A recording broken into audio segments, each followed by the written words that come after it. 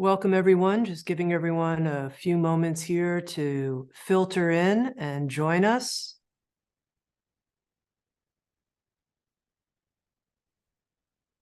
This is a unique opportunity, a unique session, the first time that Майклом Сингером has offered a question and answer session in relationship to any course and to Sounds True's course, Living from a Place of Surrender. So I'm so happy that all of you are here with us.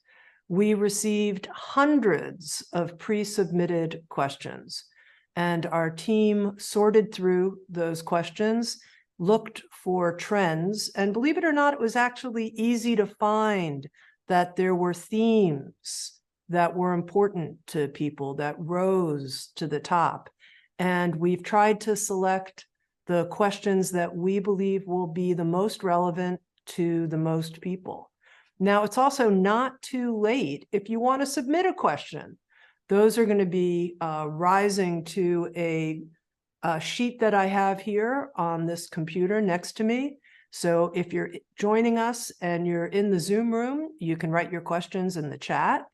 And if you're on the player page, there's a link there for submitting questions that you can use. And with that, Michael, welcome. Hi, Tammy. Hi, everybody. It'd be nice to, it's nice to see you all, but I only see a few of you.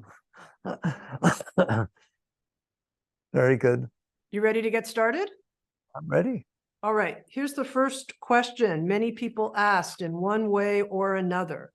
Is it possible to manifest and surrender at the same time? And what's your personal opinion and belief about manifesting, especially manifesting versus surrendering? Everything has levels, and we're all at different levels, and people should accept the level they're growing at and put their whole heart into it. So that's the starting position. You know, I always try to teach so we all at least have a pole star of the highest possible level that someday we'll all get to, all right? So the answer to that question is it possible to manifest? Of course it's possible to manifest. Truth is, we manifest all the time. It's just different things. If I yell at somebody, somebody's going to come back, all right? We do create energies, and it's also much more mystical. You know, can we create businesses and events and wealth and relationships and so on, attract those? The answer is, of course we can. The question is, why are you doing that? And it's sensitive to say this because sometimes it's what you're supposed to be doing. I mean, if you're extremely lonely and you're having a lot of trouble not having a relationship and you can't meditate and it's just nothing's working for you, right? Then you are to go out there and take care of what you need to take care of so you can grow to your next level. So there's nothing wrong or right about any of this kind of stuff. Is manifestation a way of doing this? Yes. But in deep teachings, the question is not, how do I manifest? The question is, why am I manifesting? And how do I choose when I'm manifesting? And if we do it very quickly, because we have a lot of questions, it's very obvious why you choose what you're manifesting, because you have need. You know, if you're fulfilled, you won't find out what to manifest. You won't be able to think of anything. If you just ate and you're totally satisfied with what you ate, and somebody offers you some food, what food do you want? You just sit there quietly and go, I'm so full. All right? That's where I want you to get, to where you're so complete and whole within yourself that you wouldn't even think of manifesting anything, because it's all whole and complete within yourself, all right? In the meantime, you're going to go through many different stages. And the truth is, even if you don't try to manifest, you are manifesting, right? That is, Earth is a place that souls are sent to evolve. You are going to be sent the situation that you need in order to evolve, right? We think we have to do that. I know you don't have to do that. I know that even if you didn't try to manifest, what you needed for your growth is going to come there, period. Now, we don't tend to know that because we think we know what we need for our growth. But the truth of the matter is the very thing that you think you need is exactly what you need to grow through, because that's what's holding you back. So manifestation is real. There's nothing wrong with it, right? Just, I would ask everyone to pay attention to at least look inside and say, why do I need this? Why do I feel I need this? Not how do I get it? Why do I feel I need this? And surrender comes in many different flavors. You know, the ultimate surrender is that there is no need. You've let go of that part of your being that is blocking you so that you don't have the Shakti you need to feel whole and complete. But along the way, there's many levels of surrender. So one is you at least surrender enough to be honest, to say the reason I am trying to manifest this is because I'm not okay. That's embarrassing. Spiritual people don't like to say that. Okay, I'm not okay. That's why I need something. My natural state is whole and complete within itself. I'm self-effulgent. I'm so filled with ecstasy and love that the only thing I can do is give. In that process of giving, could I get married? Of course. Love loves to express itself, but that's not a need. That means something is actually there and you're interacting with it. When you're manifesting, it means it's not there and you're trying to get it to be there. And so all I'm sharing is there's nothing wrong with anything. You need to grow wherever you are. You need to start there, but always try to inside at least honor the highest. And the highest is, okay, I see, I'm not okay. And I have needs, all right? And there are ways to satisfy those. And one is to try to use mantras or different spiritual things to manifest. And there's nothing wrong with that, okay? But at least I'm being honest that I ultimately would like to reach the state where all I'm doing is giving to this world and never taking. I don't need a single thing, all right? I'm whole, complete with myself. And now every moment that passes before me is an opportunity to give, not take. There, that's the best I can say. One of our participants wrote in, only 7 minutes in and my mind is blown. I have to say, I'm right with you. Okay, next question. This came from Seb from England. How can you discern whether the situation that your mind is thinking about is a valid problem to solve or just worrying? First, I'm going to tell you that you do know. It's not, I'm not going to, don't write me and ask me, should I do this? Should I do that? All right. Because the truth is, you know, it's just a question of how honest you're willing to be with yourself. So the answer to that is you have a mind and the mind is meant for you to use. The difference is between the intellectual, logical, abstract mind that is thinking about problem solving and creating and giving, etc. All right. And the personal mind that is based upon my needs. And if your mind is telling you what to do because you're not saying, it's going to be the same answer. All my answers are the same. I'm sorry. If your mind is telling you, what do I need to do in order to be okay? That is the personal mind. All right. And what it is telling you, you're going to struggle with, because obviously there's a reason it's saying that. And that is, I'm not okay. And it's going to tell me how to attract people. It's going to tell me how to get a better job and tell me how to be more passionate, how to find something that makes me more passionate. I don't teach that. I teach that ultimately you will be passionate about every single, you'll be passionate because the breath came in and went out. You'll be passionate because the sun came up. You'll be passionate because you're on an assembly line, you're putting widgets on top of something you've been doing for 4 years and you can't wait to do it again. That's your natural state. You're filled with Shakti, you're filled with passion, okay? However, we're blocked. And so if you will look and see what your mind is saying, you're going to find out that most of it is personal need trying to satisfy itself, personal fears trying to avoid those things. Again, you're not going to stop that instantaneously just because you read a book or hear a talk, but you can be more awake to start noticing, do I really want the foundation of my life to be based upon the lowest part of my being, which is the part that's blocked and therefore there are needs? Or while I'm going through my life, because you are supposed to go through your life, while I'm going through my life, am I letting go inside the best of my ability and then interacting with the outside to the best of my ability? That's your path. You're doing both. You're not renouncing. It's not renunciation, right? And there's no guilt and no shame, right? And you are participating what's coming before you, but you're noticing why it's coming before you. And you're noticing why, if you're participating out of need, notice that. All right. Witness consciousness is a very powerful tool. If you can be honest with yourself, don't rationalize it away. Just sit there and say, I see this. I see this. I'm not happy with my job because my boss didn't compliment me enough. Okay, so I want to find another job. Fine. You want to find another job, find another job. But please be honest enough that you should be able to handle criticism and let go of the part of you that got turned off and closed down because somebody criticized you. So that's my answer to how you work with the different parts of your mind. Notice the personal mind. The personal mind is about you. What do I need? What do I want? What I'm afraid of? And how do I avoid it? That's like a little 3 foot wide by 5 or 6 feet high part of the universe. Pretty small. Do you really want to fixate your entire life on that tiny little thing? Because if you're not careful, you will. But on the other hand, if while you're going through your processes that you're supposed to go through, you're doing the best that you can to let go inside of the disturbances and the discomforts that get created because you're not getting what you need and you're being forced to face with things you don't need. So I hope that answers the difference between, okay, the other side is a true problem has been given to you to solve.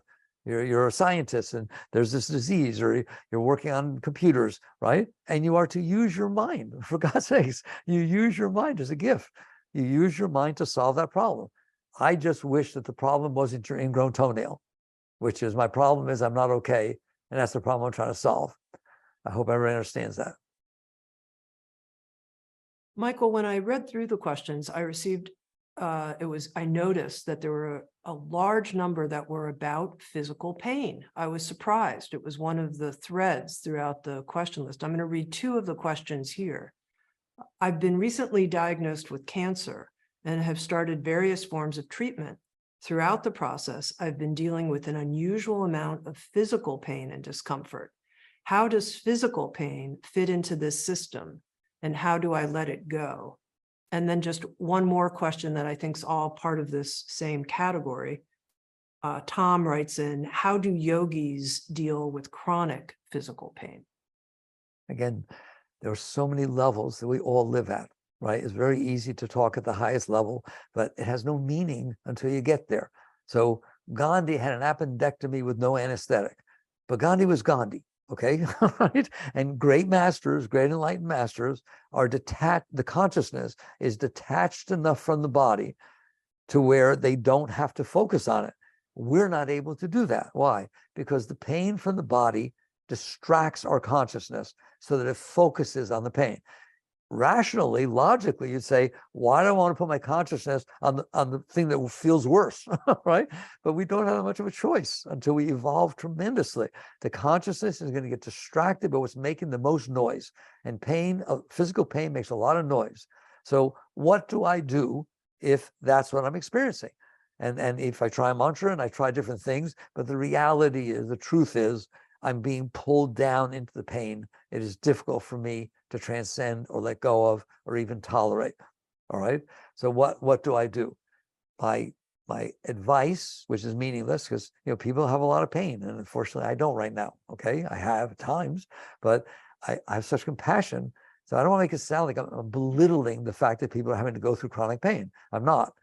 So one thing a great master taught was, can you, instead of trying to get away from it, can you accept it fully? All right, just basically relax like yoga.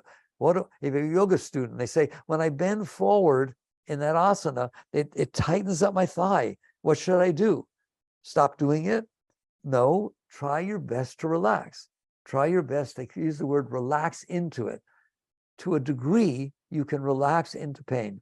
You can just, resistance to pain causes more pain. Resistance stops things from passing through. It blocks them where they are. I want the pain to pass through. And I can talk more rather than physical pain, but we all go through heart pain, emotional pain, mental pain, that kind of stuff. But it's all the same. The question is the consciousness resisting, or is the consciousness relaxing through it? And you'll find, if it's not too much pain, that you can actually get high when you totally accept that pain, relax to the best of your ability, just like you would into a yoga asana. You just keep relaxing, relaxing, relaxing. You're going to find out that this beautiful energy, just something gets real nicer in there. And that's a beautiful way to go through your pain. The other way, if the pain is too strong, is you sit, and by the way, there's nothing wrong with taking painkillers. There's nothing wrong with doing what you need to do to pay respect to your body and pay respect to yourself. Obviously, it's best if you can do it naturally, okay? But I don't judge anybody who's doing anything. So if you can relax through it, you're going to find out it's like relaxing into an asana. It helps tremendously. If you can't, look, what about childbirth? Women go through tremendous pain during childbirth, and then they go back for seconds and thirds. It's amazing, all right? Why? Because they want the result so totally that they're willing to go through the process of the pain. When you go through pain, it is liberating your consciousness from the body. It is absolutely telling your consciousness, right? You don't want to own this body. You don't want, that doesn't mean you kill yourself. That's not fair. You don't do that. That's cheating, right? It's just, I want to liberate my consciousness from the frails of this body. And it encourages you to do that. And what did Ram Dass say? Use it to go to God. Now, I don't say that lightly because there is pain people go through that they just can't handle. It's too much, all right? But I'm giving some steps along the way. There's the relaxation that you can feel right away, some relief because you're not resisting. And then there's the teachings. Use it to go to God. Look at it, honor it. It is part of your life experiences. Earth is a place that souls are sent to evolve. You are evolving. It is forcing you to evolve. It's forcing you to realize you are not your body, and the body is very frail. Heartaches and 1,000 natural shocks that flesh is heir to, as Hamlet put it.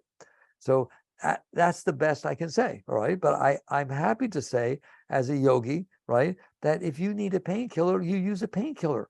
If somebody's going through childbirth and has got all kinds of complications, they may give them some drugs. There's nothing wrong with things. Now, if the pain is such that you're able to relax through it, you're much better doing that. If the pain is such that you're able to use it to rise up, to encourage you to like meditate. I've been through years ago heart pain that the only way I was okay is meditating. I would just get above myself, and that was my refuge. Well, that's wonderful. So these are the different things you can do with pain. Ultimately, non-resistance is the highest thing you can do, because when you push something away, it stays and it gets tighter. But yet, ultimately, I don't want to make it sound like I don't have compassion for the pain that people are having to go through. Thank you, Michael. All right. Best I We can have a do. question. Honestly, it's astounding, this question and answer session already. We have a question here from Catherine from Belmont, North Carolina, who writes, what's a healthy way of looking at all of the political turmoil? How do we stand for and quote unquote fight for what we believe is quote unquote right, and not get caught up in the negativity and chaos of it all? That's beautiful, beautiful. These are questions being asked by very beautiful people. So the foundational answer to that is, what's your motive? You say, how do we deal with it? What's your motive? Is your motive to say, I'm right, they're wrong, how do I get my way? Because that's not a very high motive. Yoga is much, much deeper than that. Spirituality is much deeper than that. So spirituality says, to begin with, can you honor, no matter how far off it is from where your mind is at, can you honor that somebody else's mind is totally different than yours? Psychology says man is the sum of learned experiences. That, of course, is not true. You're the consciousness watching your psyche be the sum of your learned experiences. But your psyche, your thoughts and your feelings, emotions, they are the sum of your learned experiences. You're programmed. Like one thing happened, you change your mind. And one more thing, your heart changes, okay? You know that. So's everybody else. And they all had totally different experiences than you did. And you can't say it's wrong, and you can't say they're wrong. Yogananda himself, an enlightened master, used to say, but by God's grace, there goes myself.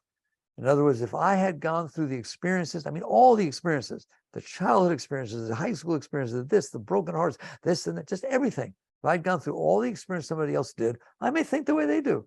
I may be on the total opposite side of these political positions. I don't know, but I'm humble enough to respect that that's what's going on, that the mind thinks different because it's programmed different. That now a totally different question comes up. It's not I'm angry. It's not I hate them. It's not they're wrong. Now what do I do? Now that I respect the fact that people think differently, okay? And the funny part about it is I think I'm right. Of course I think I'm right, because your thinking is the sum of your learned experiences. Therefore, you can give me example after example after example as to why you're right. But their thinking is some of their learned experiences. And they'll give you example after example. They think they're as right as you think you're right. Do you understand that? I purposely don't pick any of these opposite sides of these touchy subjects, okay? But I could. So those who are arguing this and those who are arguing this, both sides to the bottom. There are people that would die to prove they're right about this subject. And there are people that would die to prove they're right about the other side. So what a yogi, a spiritual person does, there's something really special. Maybe I'll cry. A spiritual person is so special that both sides fit inside of them. They are able to, Christ said, blessed are the peacemakers, for they shall inherit the earth. Show me the person that can understand why somebody murdered or somebody raped or somebody did this, or somebody did that.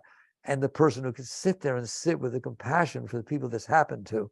And inside of their heart, this person's heart and this person's mind, what they're feeling is compassion and understanding and clarity for what has gone on and why it went on. That person has a chance of bringing harmony. The opposite sides do not.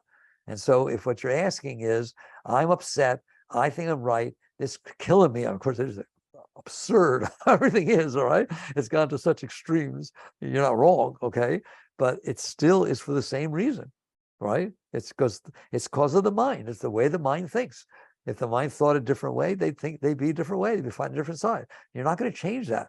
So all you can do is honor and respect the depth of what's going on, and then look to see at any given moment, is there something I can do to help, not to get my way, all right? Because then you just have something the opposite trying to get their way, and we got wars. Is there something I can do to help this situation? Sometimes there's not. Sometimes it's a smile. Sometimes it's being able to stand in the presence of someone who thinks completely different than you do and feel love, okay? And it changes things. So these are the deep teachings. This is how masters live. But does that mean you're not an activist? No, it does not mean that. All right? You're a conscious activist. You're a being that understands what's going on. And so your activism, in marching, this, that, talking, whatever it is, your activism has behind it, I am trying to bring harmony, peace. I'm not trying to get my way, because then the person on the other side is just trying to get their way. So that's the closest I can come to explaining how a spiritual being deals with these things. And then a related question about the times we're in. This is from Tara in Oregon, who writes, how do you carry through during these times of great change? What are the tools we can use to remain positive about the current state of the world? Well, I just gave them to you, right? If you're not okay with reality, then you're not okay, because reality is reality. You can't make believe it's not.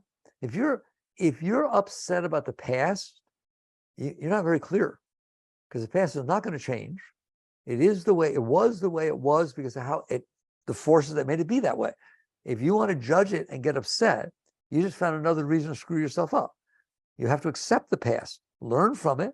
Doesn't mean you like it, but you accept the reality. You have to accept reality. I've got this thing about reality. It's got capital letters and beautiful hearts and beautiful halos all around it. All right.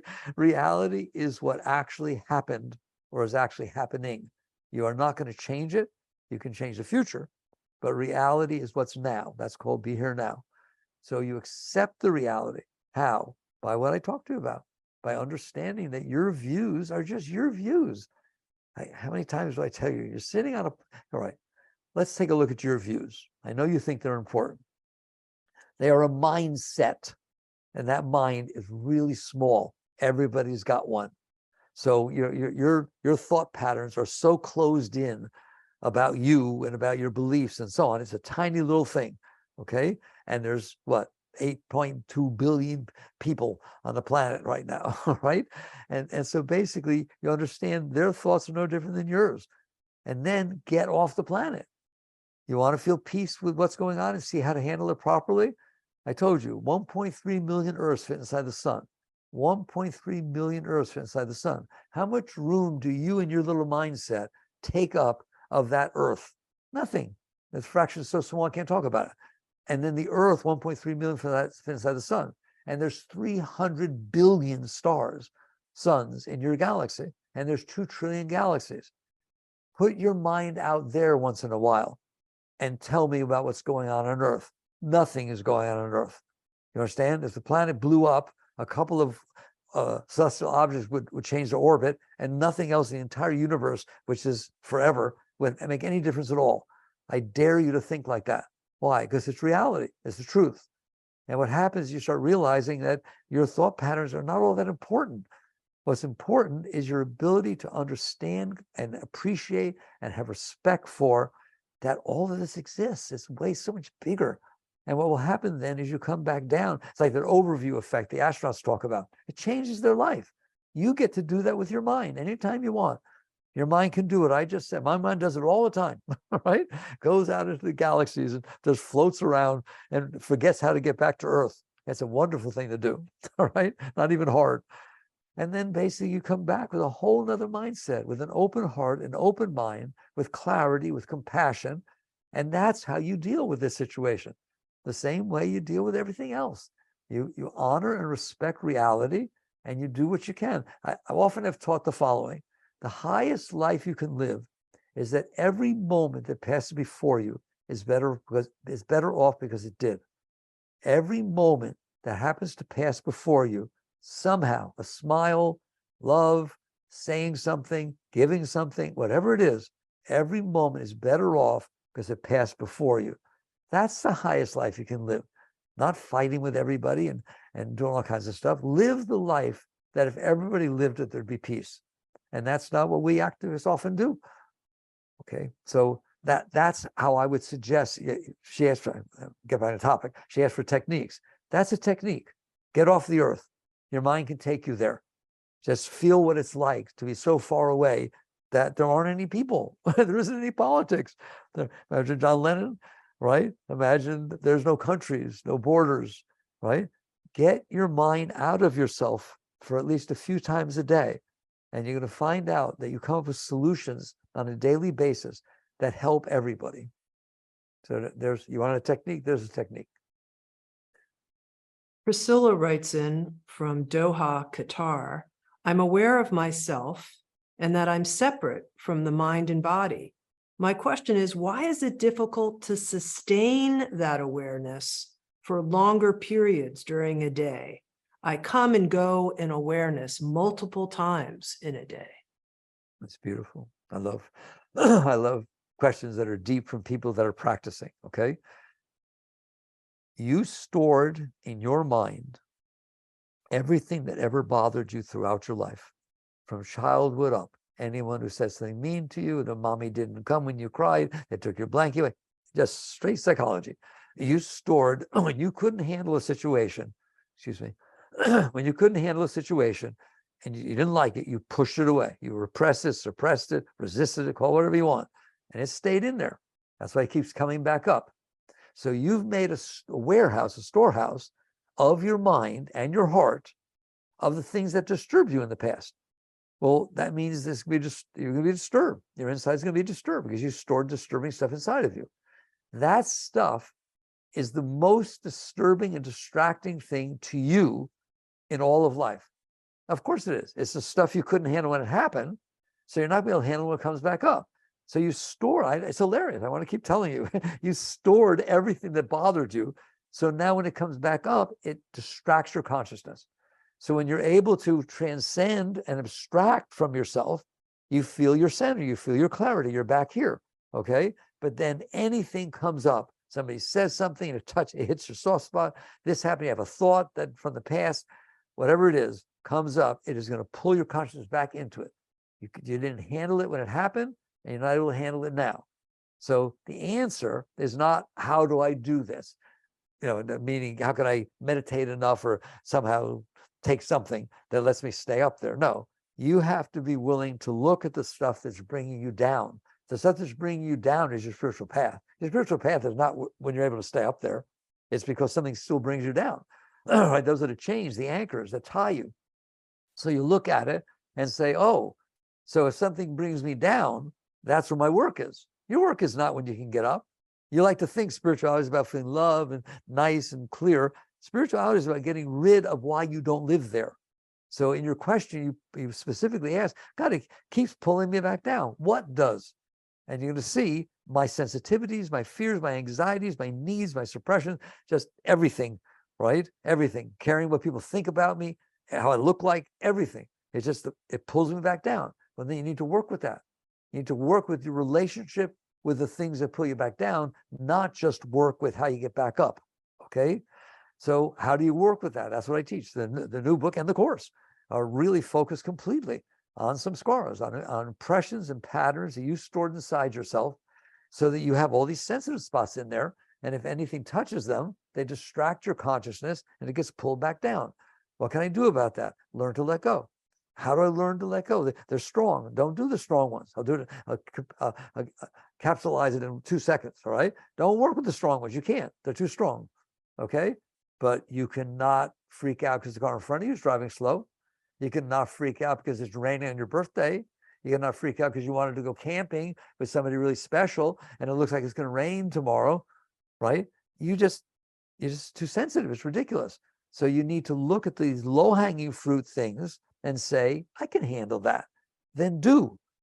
It's like somebody wants to play the piano. They don't start with Beethoven or Mozart. They start with the scales. You want to play tennis, you start with a coach. You start with a tennis ball throwing machine. And you're not going to do very well. Every time you hit the ball into the net, that's a good thing because you learned how to not do that. So every time it pulls you down, it's a blessing. You're looking at it the wrong way. Okay? It is a blessing. It is God and the universe showing you, you got some work to do in this area. How do I do? Relax. Just keep relaxing. Keep relaxing. Don't fight. Don't struggle. Don't ever struggle with the mind or the heart. Just relax. Relaxing means I can handle this. When you can't handle something, you get tense. You resist. When you can't, if you can't handle something, you're not going to relax. All right? And people have misunderstand. I'm not telling the thing you can't handle to relax. I'm not telling the jealousy to relax, the fear to relax, the self-conscious to relax, the embarrassment to relax. They don't know how to relax. That's not their nature. You relax.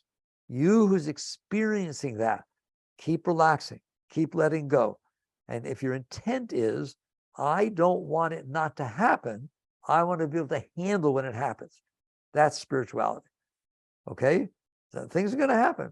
You're going to have certain human emotions and thoughts.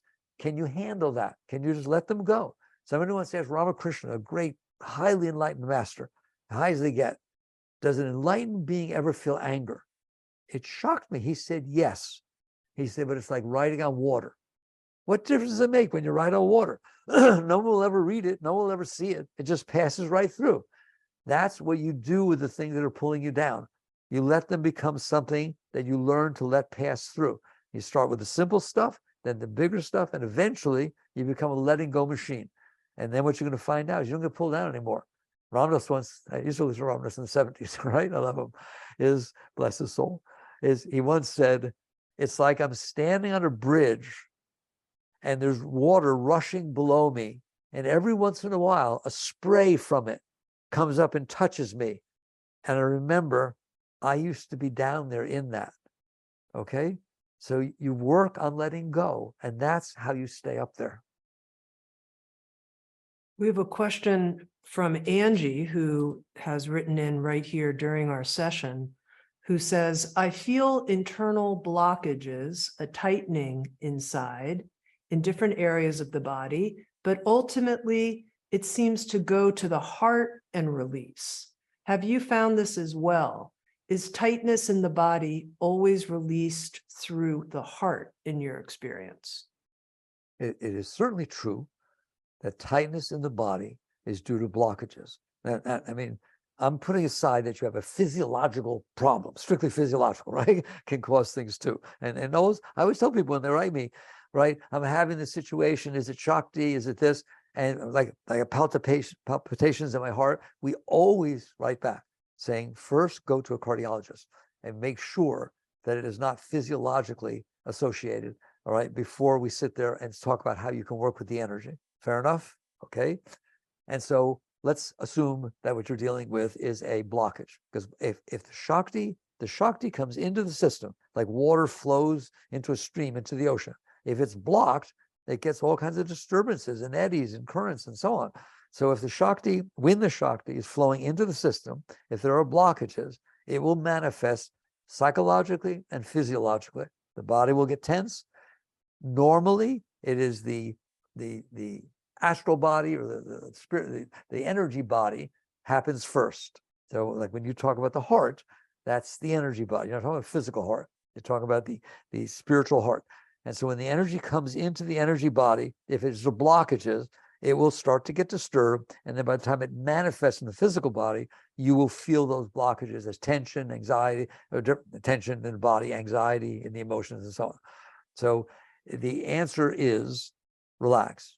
The answer is always relax, and don't judge whether your act of relaxing makes any difference. Just like you learn to play tennis, when you first swing that racket, it's going to the net. Don't judge. That's how you learn. So relax without expectation. Relax because it's better than tensing. It's better than fighting. It's a higher thing to do. If you learn to relax, believe it or not, the very disturbance that you're feeling in your heart and around your heart and your body, if you can relax around it, it will actually allow the blockage to let go. When you're open, the blockage is free to let go. Even big things from the past can come up. Let them, welcome them, throw them a party. Don't consider these bad things. You don't want this stuff in there. You don't want to rise above your garbage. You want to get rid of your garbage. That's a very important thing, all right? If it's in there, it's going to get you. I don't want it in there. So I'm willing to go through these tensions in the heart, the different things like that. And the question is, do I always feel in the heart? You always feel in the heart if that is the chakra you're purifying. And for most people, they're lucky if they feel in the heart. How's that? Okay. They feel it first, second, and third. But when it's coming up into the heart, that's where you feel it. It will eventually go up to all the higher centers. You'll go through it. You'll go through the same thing with every center. All right. And some people are more focused on the third eye.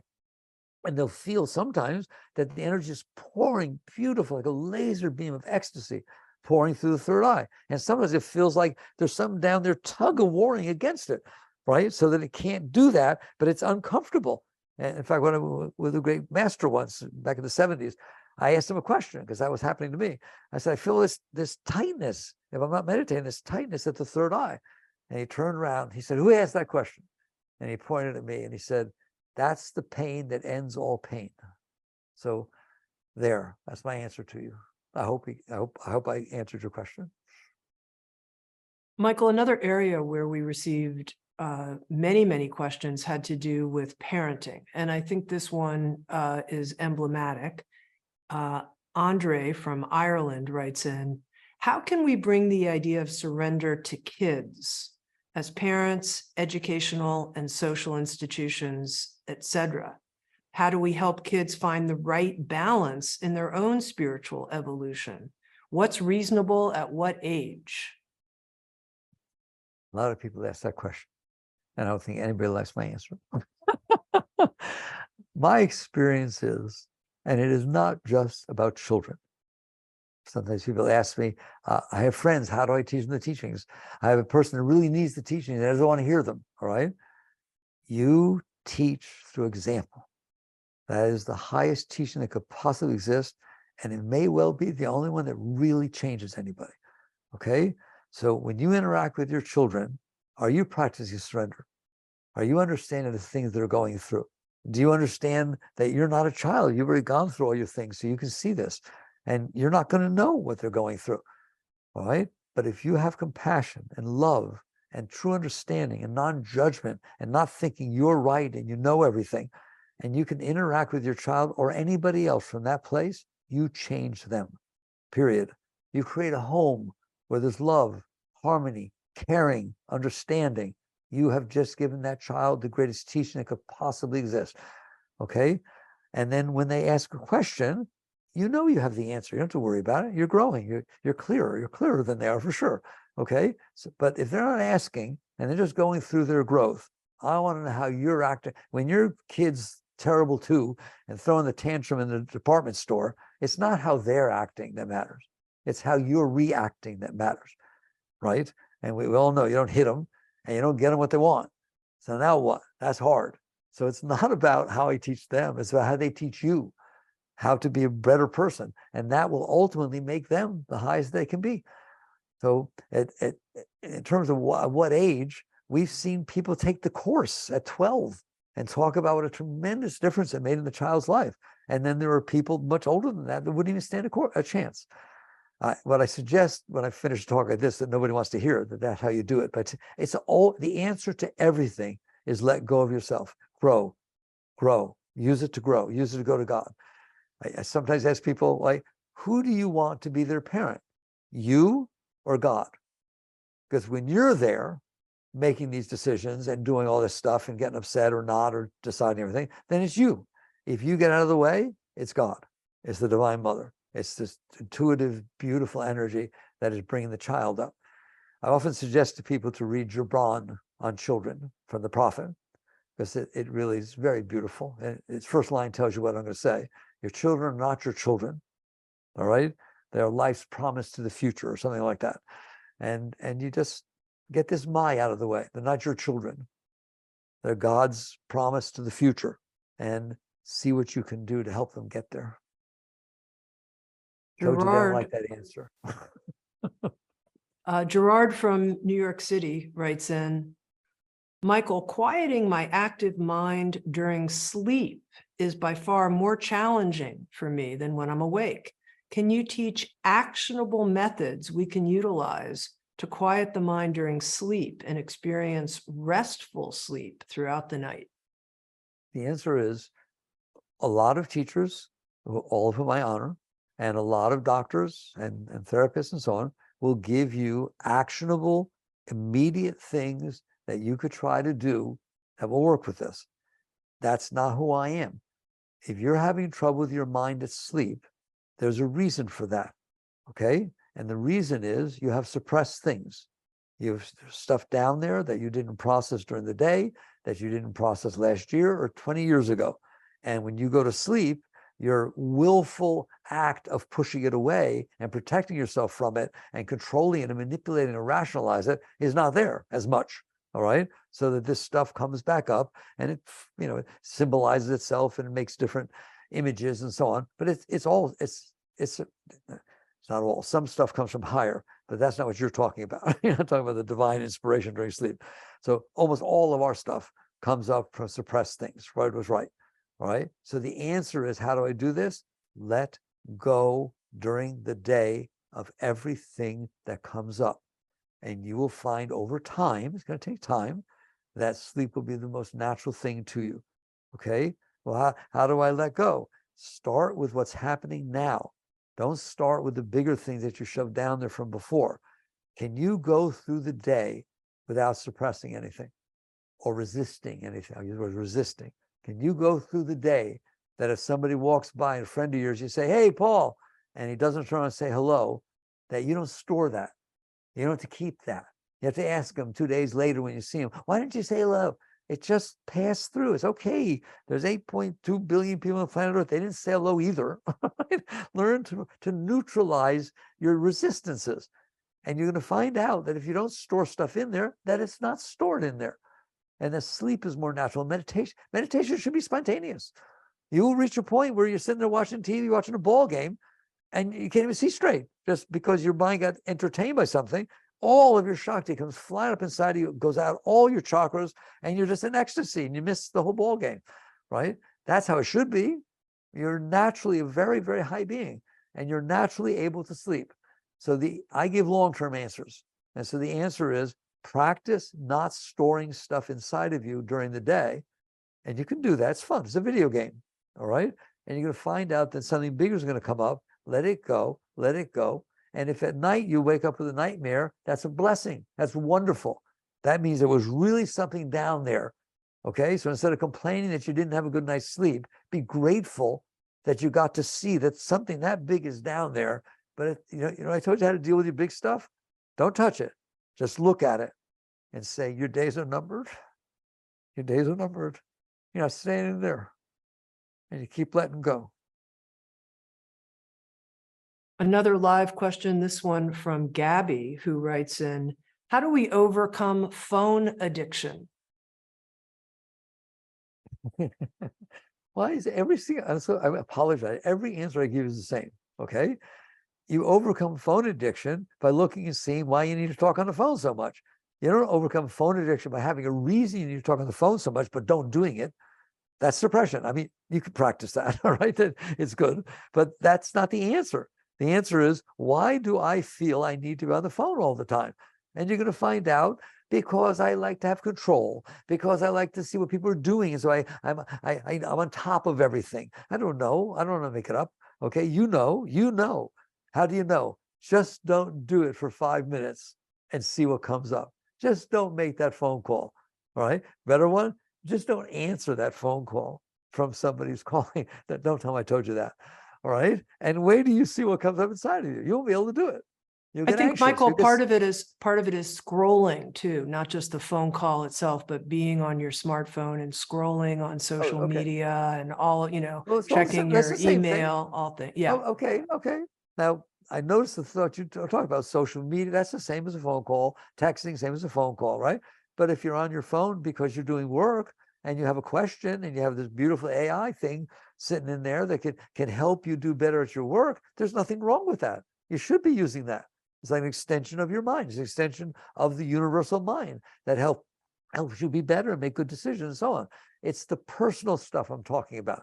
And I'm sure that the vast majority of the time that we are playing around with our stupid smartphones, right, is because of personal stuff. And so I'm not into renunciation. I'm not into saying don't have Facebook, don't have this, don't have that. I want you to use the fact that you need it to look inside and see what's going on inside of me that has this addiction. Why do I need to do this? And then gently, I don't want to fight in there. I don't want you fighting outside. I don't want you fighting inside. I want you with compassion and understanding to look at the part of your being that needs all this social interaction, that needs acceptance, that wants to see how many, likes that has on Facebook and all that kind of stuff. There's nothing wrong with that, but you need to look and see why. Why do I care what people think about me? Why do I care about this, that, and the other thing? Who's talking to who and what's going on and keeping up with everything, right? So nothing wrong with it. Why? And that will cause you to go inside, and you'll see that as you change the inner state of need, which is all due to blockages. If you were not blocked, you'd be sitting in samadhi instead of hanging up with the phone, okay? It'd be all this beautiful energy inside, and you would find a life that's balanced because you don't need that stuff. It's not wrong, but you don't need it. And so that's the answer. The answer is always the same. Look inside, see what you see. Don't judge. Don't get down on yourself. Don't be afraid of it. Just look at it and understand how it got there. It got there because in high school you got rejected, and it was this, and it was that, and you had a boyfriend, but he was hanging out with somebody else. And if you'd found out earlier, you could just all kinds of social, personal stuff. And look at it and say, do I want to be like that? Is that how I want to live the rest of my life? Struggling and clinging and doing stuff. And then don't not do it. Don't you dare. All right. Just look and see why. The Buddhists say, work at the root. That's really all I'm saying. Work at the root. It will change everything. So do the best you can to come inside and relax through. Don't fight. Relax through these tendencies to say, I'm not okay. There's nothing wrong with when I had my last interview with Oprah on the new book, right? She asked, well, what's a good mantra? Well, I don't give mantras. I'm not a guru or anything, all right? And a lot of people aren't ready or don't want to take on, Om Namah Shivaya or something like that, right? And so we came together, we came to the conclusion, right, that a really good mantra for the Western mind is, I can handle this. How imagine if the mind just kept saying, I can handle this. Somebody says, I can handle this. I can handle this, all right? Do that, and you're letting go of the tendency to try and offset the fact that you can't handle it. And you will find that it naturally falls off. It falls like a skin sheds off a snake, okay? It's just naturally these things will fall off because they're not necessary. So again, a long-term solution is what I always deal with. Christina from Arizona has a question about having no preferences, specifically related to setting boundaries. She says, you say if we had no preferences, there would be no divorce. I had this mindset and stayed in a bad marriage too long.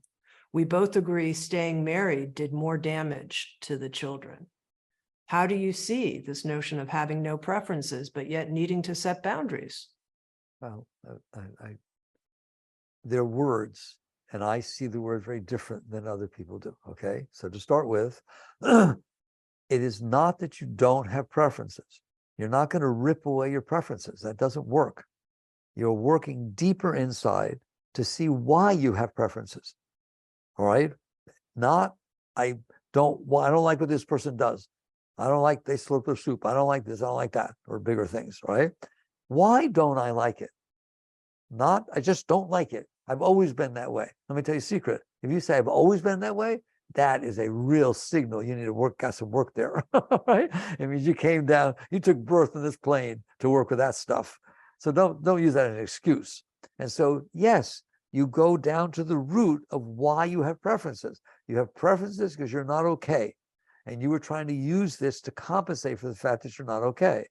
You can't deny those preferences. Nobody says you sit there and, I told you, I do not teach renunciation or anything like that.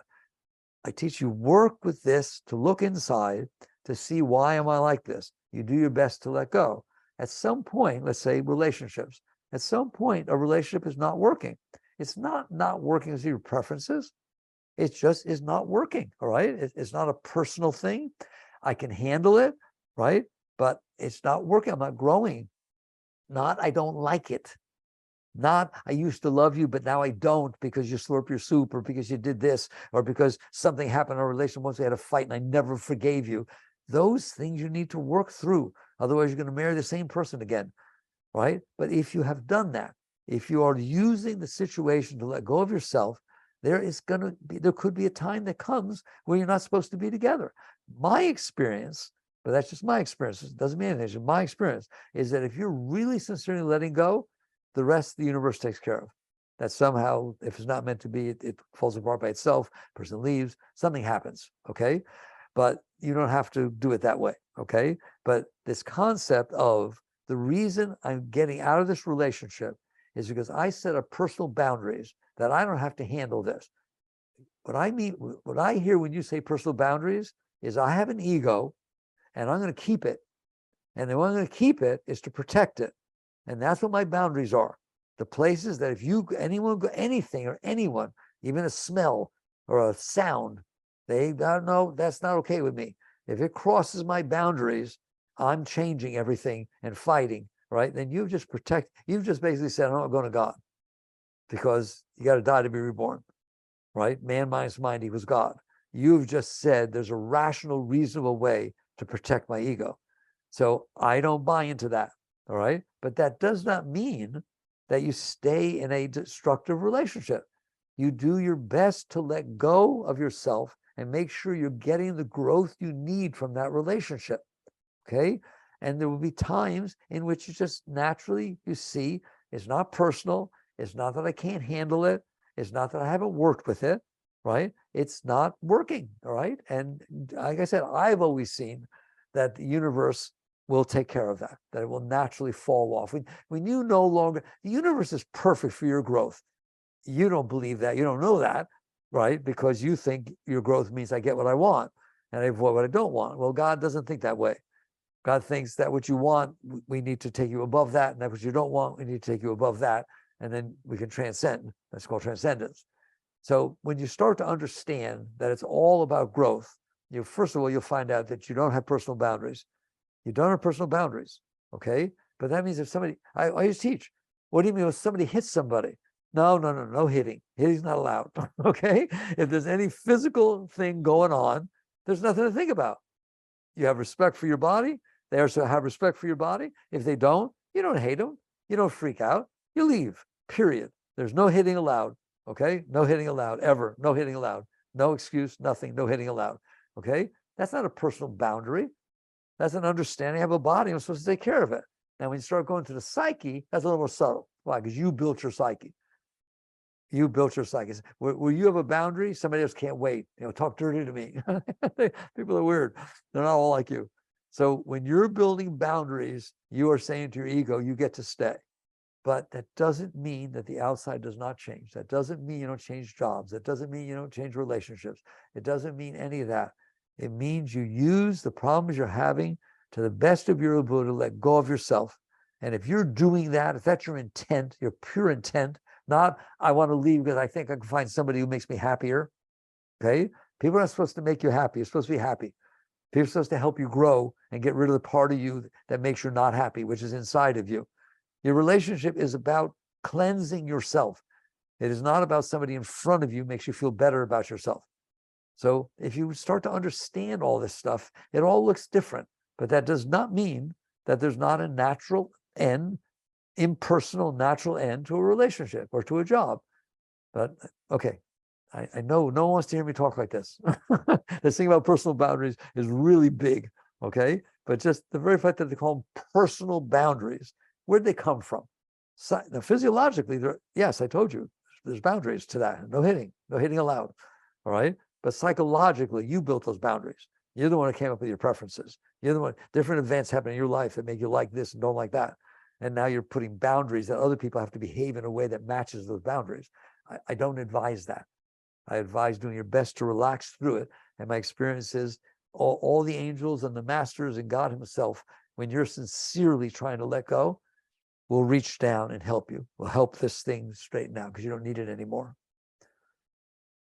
Which brings me, Michael, to a final question. And it's a question that's very basic. And I notice I feel heartfully moved by it. It came in live from Michael, who writes, I've tried so many times to relax, to release and let go, but I still find that I'm not really able to do it. Do you have suggestions for someone who's really having a difficult time with this? I do. And I notice that no matter how many times I say them, it's important to say them again. If you're trying to let go of something and you're just not able to, that's just truth. I like truth, okay?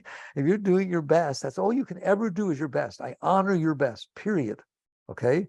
Your best is an honorable thing, always. You're doing your best. It doesn't seem to be working. It keeps coming back up. You started too high on the ladder. There is some level of low-hanging fruit that you're not letting go of on a daily basis because it doesn't seem important, that I'm telling you is equivalent to playing your scales on a piano. They don't seem important when you want to play Mozart, but you ain't playing Mozart if you can play your scales. And the same thing with practicing tennis or any instrument or anything. Until you can do the entry-level stuff, you're not going to be able to do the higher level stuff. So I have compassion and understanding that there are things in there that are difficult to let go of, maybe even impossible right now. They're not impossible altogether, okay? Traumatic experiences, PTSD, there's different things that are deep in there. So you can't work with those in this way, right? And therapy is wonderful. But while you're doing the therapy, while you're doing different things, you can be doing this, working with yourself at the ground level. So I'm telling you that if the driver in front of you is getting you angry and you're talking to the driver in front of you, there's no benefit to that. The person doesn't hear you. You could actually be practicing letting go right then about this. You can find ways to be positive, find ways to use affirmation, and whatever. I don't want to give examples, run out of time. You can find examples that you can raise the energy within yourself about a stupid little thing like the weather, the rain, the heat, the driver in front of you, etc. There's these little things, and make it a game. Can I let go instead of getting sucked down into it? Because if you can't let go of those little things, you're not going to let go of the big things. So I want you to see it like the scales. If you will do that, I am telling you, over time, and don't ask me how much time, it doesn't matter. It's none of your business. Your job is to do the best that you can to evolve spiritually, to let go of this garbage that you stored inside. And so as you do that, then something bigger will happen. And you'll find, my God, I didn't used to be able to handle that. To me, some people talk about spiritual experiences. Okay, you want to tell me your spiritual experience? Fine. It doesn't impress me. It doesn't. Why? Because it's an experience. It already happened. It's over. I care about your spiritual state. I want you to be in a state of being that never leaves.